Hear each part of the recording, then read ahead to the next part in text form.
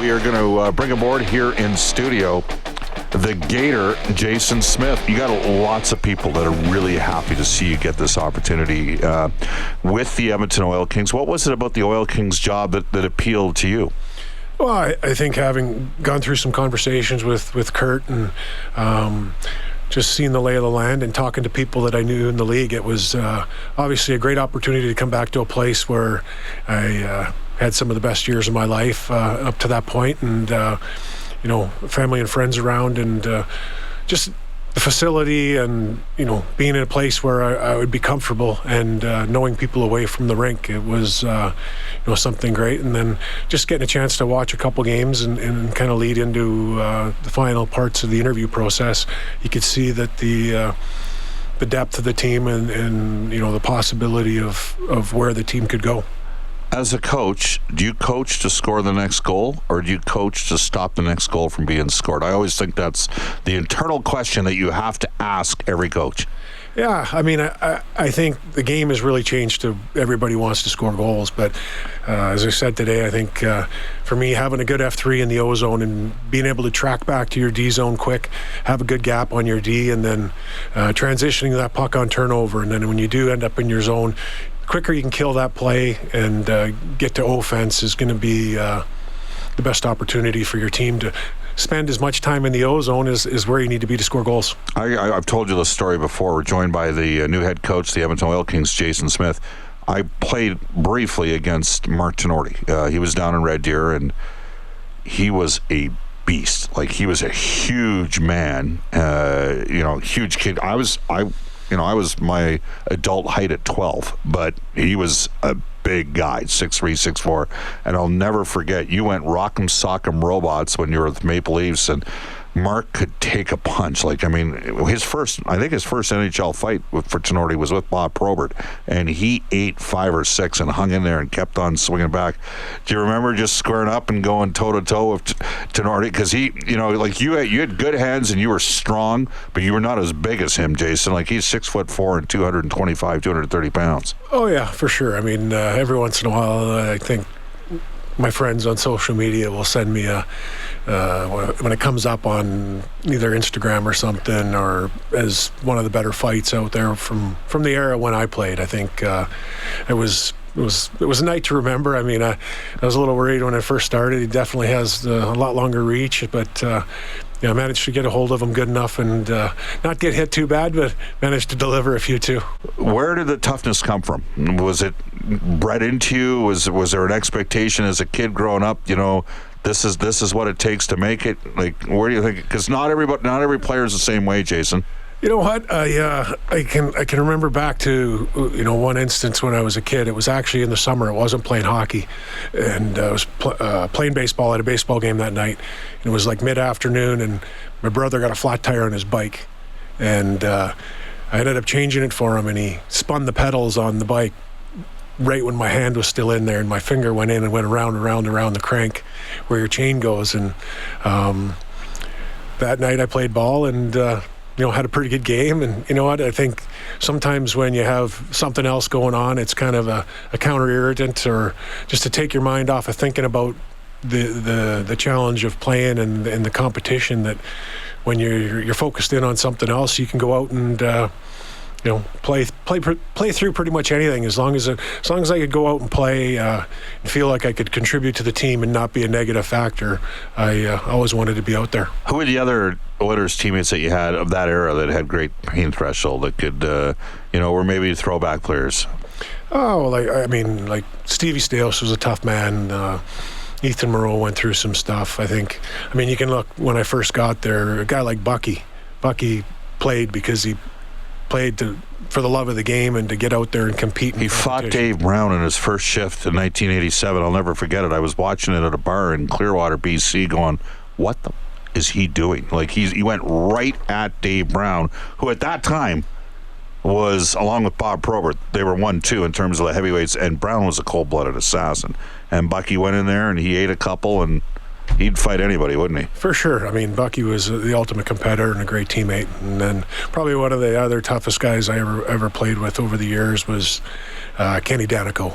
He could play through anything, and he always had that attitude to go out and play, compete, and do whatever you can to help your team succeed. Oh, great Southside Athletic Club guy, Ken Danico. He's the one that, had the speed, talent, agility, coordination, toughness, character, and discipline. Not to have just played for the Seattle Breakers, but also to go on and play in the NHL and win 3 Stanley Cups. Of course, Jason played with them in New Jersey. I asked Fernando this. Fernando's going to be on the show tomorrow. The 2006 Stanley Cup run, it was pretty special, and you were the captain of that team. Mac T, we have Mac T on the show every Monday, Mac T on Mondays, and he says all the time that it gets harder with age, knowing how close he was to winning the Stanley Cup. Where's your headspace at with that? Oh, I would agree. I think definitely would agree. I think you kind of go through that as a player and experience it. And as a player, you always think that there's going to be another opportunity that's going to come. I think as time goes by, you realize how close it was. It's still when you talk about it, it leaves a bitter taste in your mouth. And, just being one game away and not getting it done was heartbreaking at the time, and still can pout about it at certain times. See, I look back at it fondly. I think what you guys achieved was, and here's the difference. I thought the team was going to make the playoffs the next year, but once Pronger requested the trade, I knew it was going to be very difficult to go down that path again. Conversely, in the Oilers in the here and now, they have 2 of the best players on the planet. They might have the most advanced player we've ever seen in this game. I don't know if we've ever seen a guy this fast, this skilled in terms of Connor McDavid. And I actually think because they're finally emphasizing developing players as well, I think there's a chance we're going to see some progression and growth with some of the other Oilers players. So you've been on the development side. This is a huge part of what NHL teams do today, isn't it?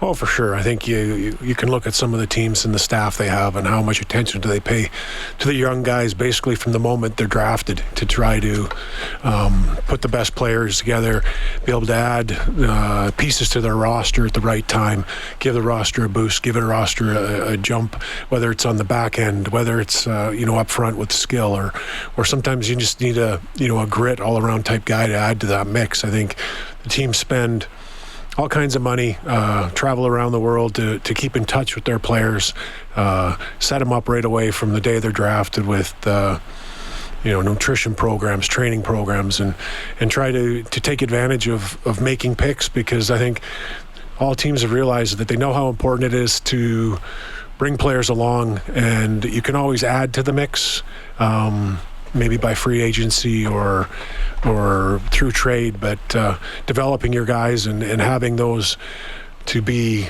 turned into players is not just great for your team, but if you need an asset at the right time, you're developing an asset that somebody wants. I'll say this right now. The Oilers, they had Griffin Reinhart, and he was a hell of a player for the Edmonton Oil Kings. Like, he was a central part of the last WHL team to win the Memorial Cup, Jason, in 2014. At one point during the 13-14 season, the team was 30-5 with him in the lineup. And I thought at times there may have been people around the Oilers when they made the trade for Griffin that didn't believe that, some people thought that maybe in key roles, the NHL is not a developmental league. And I call bull to that. I don't think it doesn't matter what you do in life.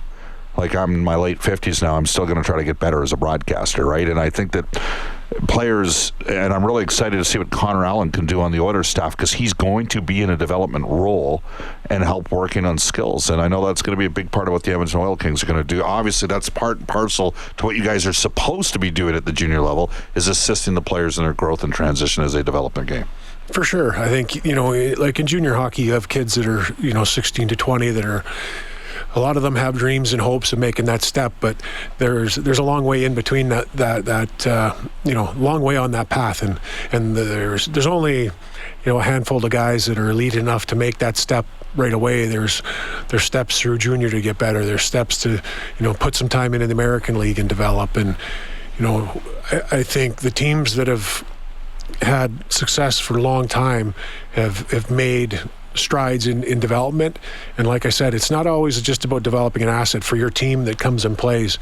There might be an asset that you need to add to your team that you have a piece that another team wants in trade. And I think there's a long path in there, and there's a long way from being a junior player to playing in the NHL. But there's teams that are doing it really well and having success. Speaking of trade, I remember when Kevin Lowe called me when you got moved, because Joffrey Lupul was in the trade as well, and you remember that I was good friends with Craig, Joff's dad, and the Oilers got back Pickinen and Jeff Sanderson in the trade.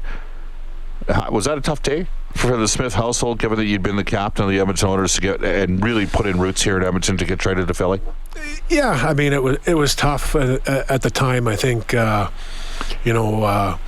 we were actually, a bunch of us from the team were down in California training, and I remember getting the call, and I remember going out and kind of just sitting on the beach after training that day, and I was like, wow, did this really happen? And then I took the courage to go and grab my wife and my kids, my girls, and tell them, and I think they started to cry and wonder what was going to happen. And then once I got the opportunity to speak with Paul Holmgren from Philly and hear about the direction they were going and obviously the moves that they made leading up to free agency that year, and on July 1st, in the next couple of days, they added to that group of that team. And at that point, I think it was that next season was one of the biggest turnarounds for a team over 1 year in the history of the league, and it was great to be a part of that group. I'm just trying to recall. I think you played. Were you in the game when Gary Roberts fought Ben Eager? Were you playing in that game that night, and Gary strung Ben out and just fed him? Gary was like 41 at the time. Yeah. That was the game. Lupul had 3 goals and 6 points in the game. You guys pounded Pittsburgh. Yeah, I mean, but then they pounded us in the playoffs that year. So it was, the regular season win helped, but the playoff loss sucked more. How flattered were you as a guy who'd never played a game for the Philadelphia Flyers that they made you their captain? When you came from Edmonton to Philly. Oh, I mean, personally, and going in there and getting a chance to meet the guys that were there. Obviously, they had some great leadership guys in there, like Darian Hatcher was there, and Danny Briere came from over in free agency, and then Kimmo Timonen came from Nashville, and Scotty Hartnell. They had a great group of guys, and kind of was going through training camp and playing exhibition games, and it came time that they were ready to make that announcement, and it was an honor. I mean, it was be around a group of guys for a month and make an impression with the management and the coaching staff. It was something to be very proud of. We're joined by the new head coach, the Edmonton Oil Kings, former Oilers captain Jason Smith. Jason, who are your biggest coaching influences along your journey here? I think for me, early on in my career, learning from Larry Robinson and seeing the way he spoke to players, how he had a passion for the game, but he could help whether you were a forward and a great player, or whether you were a defenseman and a young guy, or him watching him talk to Scotty Stevens and guys like Bruce Driver and Kenny Danigo and just talk about the game and little things. He had Larry's laws, and they're just some of the little details that, today, especially in the defensive zone, those laws pretty much still survive the game.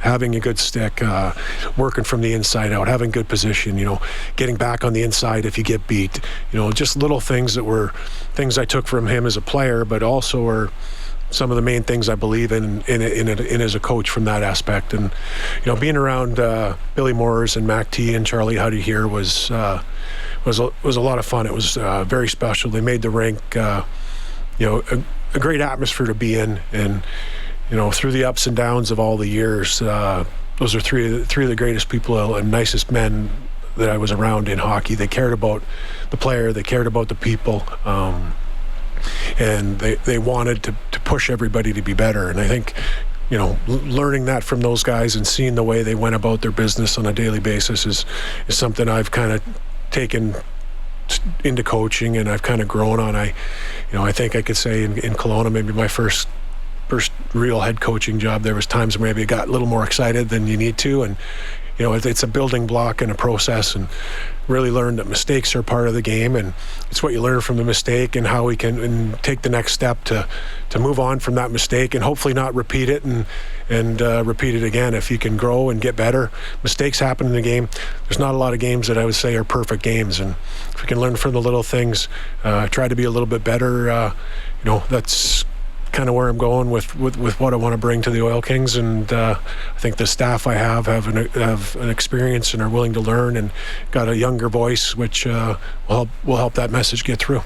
I'm looking forward to it, and we're going to have you on probably 3 times a month. So thank you for taking the time, and Kevin Radomski does a great job. The Oil Kings, Kevin's won multiple awards here on the business side over the last 4 to 5 years. There's a real good guy in Everett named Zoran Racic that has been part of a strong business organization for a number of years. I think Kevin does a terrific job as well. So we appreciate it, you bringing him over, and congratulations on getting the job again, Jason. And we look forward to talking with you on a weekly basis during the season. Appreciate it, and thanks a lot for having me in Euro Sport.